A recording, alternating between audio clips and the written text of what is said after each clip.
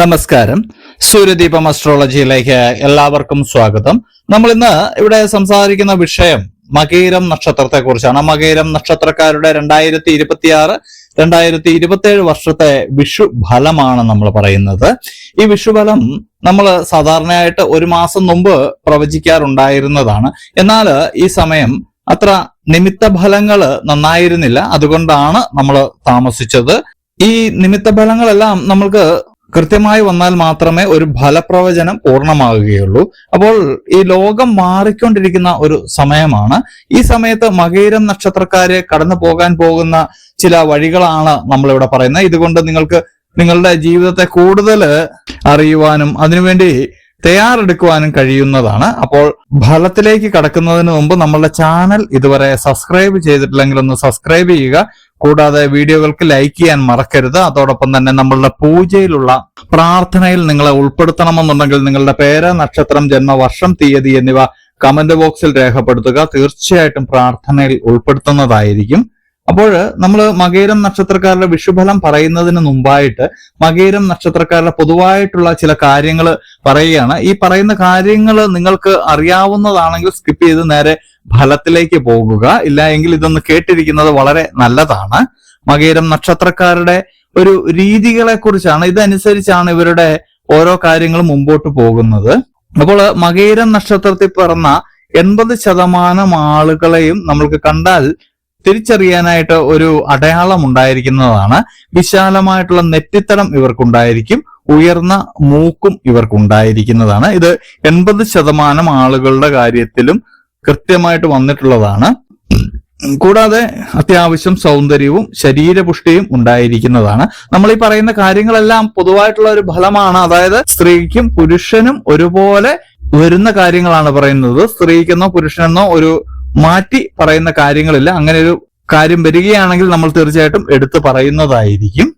ഈ മകീരം നക്ഷത്രക്കാരെ സംബന്ധിച്ച് ബാല്യകാലമൊക്കെ കുറച്ച് രോഗപീഠകളോടെയൊക്കെ ആയിരിക്കും വരാൻ സാധ്യതയുള്ളത്. എന്നാൽ ഇവരുടെ ആത്മാർത്ഥമായിട്ടുള്ള ചില പ്രവർത്തനങ്ങളൊക്കെ അന്യരുടെ ഹൃദയം കവരാൻ കഴിയുന്നതാണ്. ഇവര് വളരെയധികം സൽക്കാരപ്രിയരായിരിക്കും. ഇവരെ കൂട്ടു ബിസിനസ് ഒക്കെ ഒന്ന് ചെയ്യുമ്പോൾ ശ്രദ്ധിക്കണം. നിങ്ങൾ ശ്രദ്ധിച്ചില്ല എങ്കിൽ ചില പരാജയങ്ങളൊക്കെ ഉണ്ടാവാനുള്ള സാധ്യതയുണ്ട്. വളരെ ശ്രദ്ധയോടുകൂടി ചെയ്യേണ്ട കാര്യമാണിത്. ഈശ്വര വിശ്വാസികളായിട്ടുള്ള ഇവര് ആത്മാർത്ഥ സുഹൃത്തുക്കൾ എന്ന് വിചാരിക്കുന്ന ചിലരിൽ നിന്നൊക്കെ തിക്ത അനുഭവങ്ങൾ ഇവർക്കുണ്ടാകാനുള്ള ഒരു സാധ്യതയുണ്ട്. ആരെയും വിശ്വസിക്കുന്ന ഒരു പ്രകൃതമാണ് ഇവരുടേത്. ഒരേ സമയം ഒന്നിലധികം കാര്യങ്ങൾ ചെയ്യുവാൻ സാമർഥ്യമുള്ള ആളുകളാണ് ഈ മകീരം നക്ഷത്രക്കാര്. അനീതിക്കെതിരെ പ്രതികരിക്കാൻ എപ്പോഴും ഇവര് തയ്യാറായി നിൽക്കുന്ന ആളുകളാണ് ഇവര്. അന്യരുടെ കാര്യത്തിലൊക്കെ ഇടപെട്ട് അവരെ ഉപദേശിക്കുവാനൊക്കെ ഇവർക്ക് വളരെ സാമർഥ്യമാണ്. എന്നാൽ മറ്റുള്ളവരുടെ ഉപദേശവും ഇവർ കേൾക്കാറുണ്ട്. പക്ഷെ സ്വന്തം ഇഷ്ടപ്രകാരമായിരിക്കും കാര്യങ്ങൾ ചെയ്യുക. സാങ്കല്പികമായിട്ടുള്ള ചില ലോകത്തൊക്കെ വിഹരിക്കുവാനായിട്ട് ഇവര് സമയം കണ്ടെത്തുന്നുണ്ട്. ഇവരുടെ മനസ്സിലിരിപ്പ് അറിയുവാനായിട്ട് മറ്റുള്ളവർക്ക് വളരെയധികം പ്രയാസമായിരിക്കും. ഇവരുടെ ഒരു മധ്യവയസ്സ് വരെ ഒന്നും പറയത്തക്ക പുരോഗതിയൊന്നും ഇവർക്ക് കാണാറില്ല. ഒരു ജീവിതം അങ്ങനെ പോകുന്നു എന്നുള്ളതല്ലാതെ അതിനുശേഷം ജീവിതത്തിന്റെ ഒരു പരിവർത്തന കാലഘട്ടം തന്നെ തുടങ്ങുന്നതാണ്. ഇവർക്ക് സഹോദരങ്ങളൊക്കെ ഉണ്ടെങ്കിലും അവരെ കൊണ്ട് വലിയ പ്രയോജനമൊന്നും ഇവർക്ക് ഉണ്ടാകാനുള്ള സാധ്യത വളരെ കുറവാണ്. മകീരം നക്ഷത്രത്തിൽ ഭൂരിഭാഗം ആളുകളും മാതാവിനെ സ്നേഹിക്കുന്ന ആളുകളാണ്. മാതൃഭക്തരാണ് ഇവര്. ഇവർക്കും മാതാവിന്റെ അനുഗ്രഹവും സഹായങ്ങളും എപ്പോഴും ഉണ്ടായിരിക്കുന്നതാണ്. ഈ മകീരം നക്ഷത്രക്കാര് സുഹൃത്തുക്കളെ തെരഞ്ഞെടുക്കുമ്പോൾ പ്രത്യേകം ഒന്ന് ശ്രദ്ധിക്കേണ്ടതുണ്ട്. ഈ ചില സുഹൃത്തുക്കളുടെ സ്വാധീന വലയത്തിൽപ്പെട്ട് നാശത്തിന്റെ പാതയിലേക്കൊക്കെ ഇവര് ചെന്നെത്താനുള്ള സാധ്യതയുണ്ട്.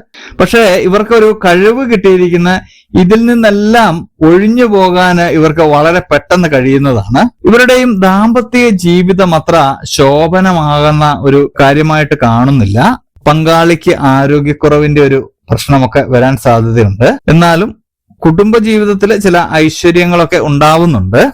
അപ്പോൾ ഇത്രയും കാര്യങ്ങൾ മകീരം നക്ഷത്രക്കാരെ സംബന്ധിച്ച് പൊതുവായിട്ട് സംഭവിക്കാൻ സാധ്യതയുള്ള അല്ലെങ്കിൽ ഇവരുടെ ജന്മ ഗുണമെന്നൊക്കെ പറയുന്ന കാര്യങ്ങളാണ്.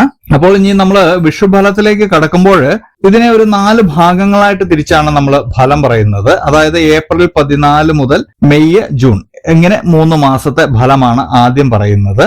ഈ സമയത്ത് ഇവർക്ക് മാതൃസഹായം ഒരുപാട് ലഭിക്കുന്ന ഒരു സമയമാണ്, അല്ലെങ്കിൽ മാതൃതുല്യരായവരിൽ നിന്ന് നിങ്ങൾക്ക് സഹായം ലഭിക്കുന്നതാണ്. ഭവനം വാങ്ങുവാൻ ആഗ്രഹിക്കുന്നവരുടെ ഒക്കെ ആഗ്രഹം സബലീകരിക്കുന്ന ഒരു സമയമാണ്.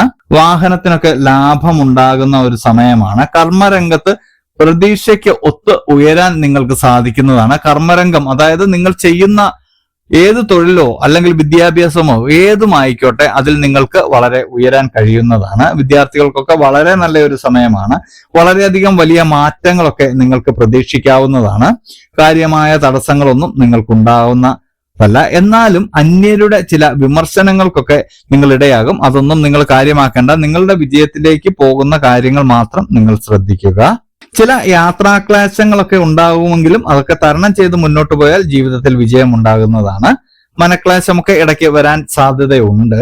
ഇതിനായിട്ട് നിങ്ങൾ ശാസ്താവിന്റെ പ്രീതി നേടുക എന്നുള്ളതാണ്. അപ്പോൾ ഈ 3 മാസത്തിൽ പറയുമ്പോൾ നിങ്ങൾക്ക് കൂടുതലും ഗുണഫലങ്ങളാണ് കാണുന്നത്. ചെറിയ ചെറിയ പ്രശ്നങ്ങളൊക്കെ ഉണ്ടെങ്കിലും ജീവിതത്തിൽ മുന്നേറ്റം തന്നെയാണ് ഈ സമയത്തും ഉണ്ടാവുന്നത്.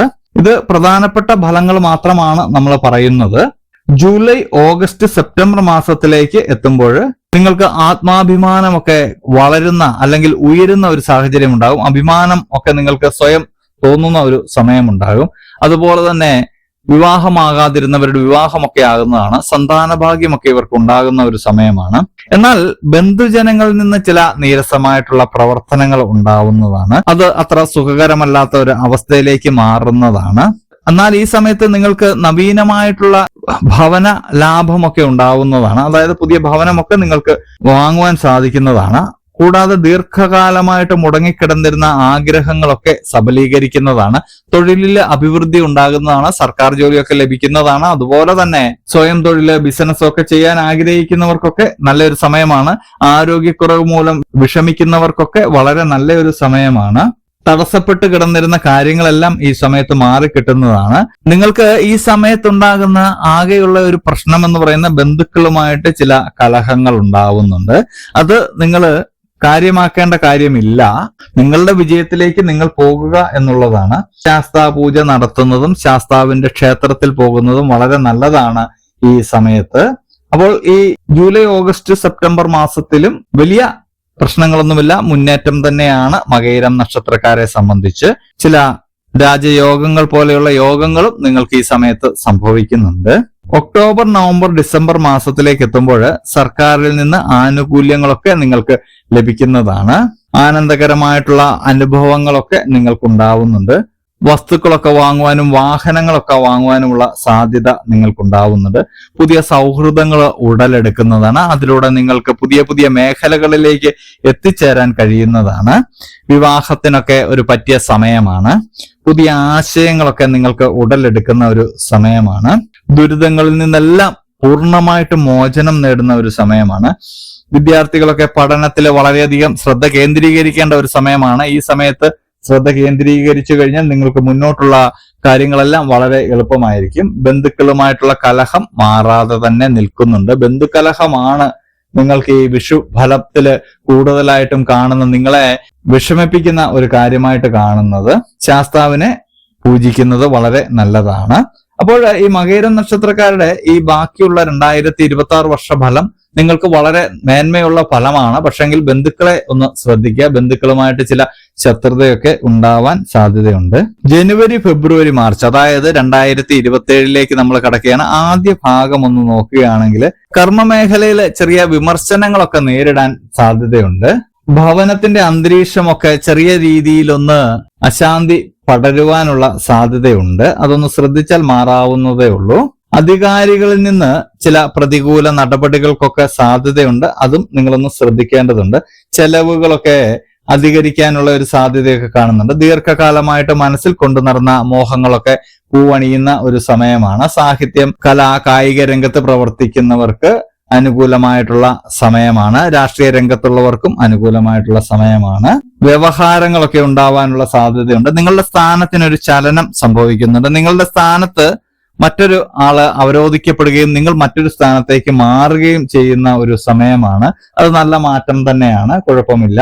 ഹനുമാൻ സ്വാമിയെ പ്രാർത്ഥിക്കുകയും പൂജിക്കുകയും ചെയ്യുന്നത് എല്ലാ തടസ്സങ്ങളും മാറാൻ സഹായിക്കുന്നതാണ്. അപ്പോൾ ഈ വിഷുബലം എടുക്കുമ്പോൾ, മുഴുവനായിട്ട് എടുക്കുമ്പോൾ അവസാനത്തെ ഒരു കാൽഭാഗം സ്വല്പം ദുരിതപൂർണമാണ് ഈ മകയിരം നക്ഷത്രക്കാർക്ക്. എന്നാൽ നിങ്ങൾ ആദ്യ മുക്കാൽ ഭാഗം വളരെ നന്നായിട്ട് നിങ്ങൾ പ്രവർത്തിക്കുകയാണെങ്കിൽ തീർച്ചയായിട്ടും അവസാന ഭാഗത്തെ ആ ദുരിതം നിങ്ങൾക്ക് നിഷ്പ്രയാസം തള്ളിക്കളഞ്ഞ് മുന്നോട്ട് പോകാൻ സാധിക്കുന്നതാണ്. അപ്പോൾ ഈ മേൽപ്പറഞ്ഞ കാര്യങ്ങളെല്ലാം ഒന്ന് ശ്രദ്ധിച്ച് നിങ്ങളൊന്ന് ജീവിതം ഒന്ന് ക്രമത്തിലൊന്ന് ചിട്ടപ്പെടുത്തുകയാണെങ്കിൽ ഈ വർഷം നിങ്ങൾക്ക് വളരെ നല്ലൊരു സമയമാണ്. അപ്പോൾ ഇനിയും ഇതുപോലെയുള്ള അറിവുകൾക്കും വിശേഷങ്ങൾക്കുമായിട്ട് നമ്മളുടെ ചാനൽ ഒന്ന് സബ്സ്ക്രൈബ് ചെയ്യുക. ഇനിയും മറ്റൊരു വീഡിയോയുമായിട്ട് നമുക്ക് വീണ്ടും കാണാം. നന്ദി, നമസ്കാരം.